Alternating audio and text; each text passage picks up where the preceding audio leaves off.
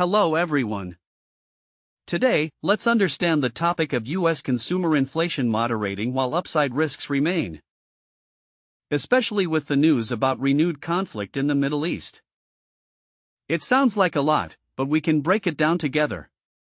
First, what is inflation?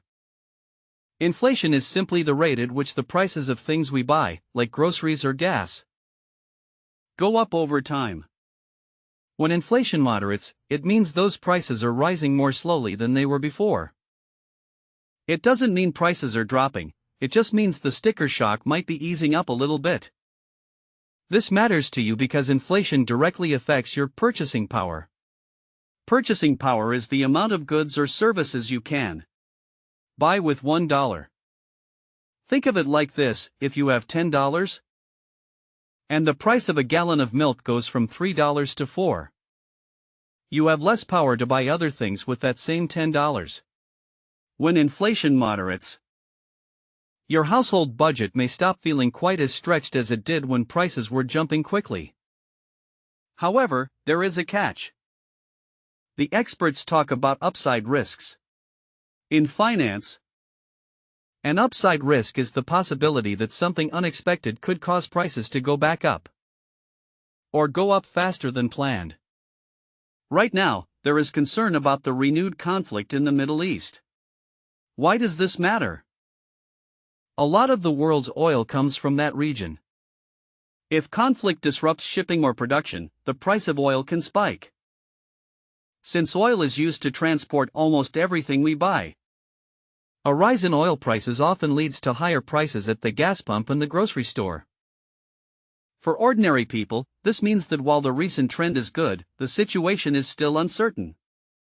We cannot say for sure what will happen next because global events are hard to predict. It is a good time to keep an eye on your emergency savings. An emergency fund is money you set aside specifically for unexpected costs, like a sudden car repair or a surprise medical bill.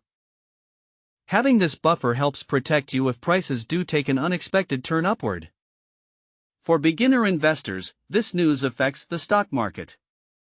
You might have seen news about the Nasdaq index rising after inflation data was released. The stock market is a place where people buy and sell small pieces of companies. Generally, when inflation slows down, investors feel more confident because they believe the economy is becoming more stable. However, markets are always changing, and news about global conflicts can cause prices to swing up or down very quickly.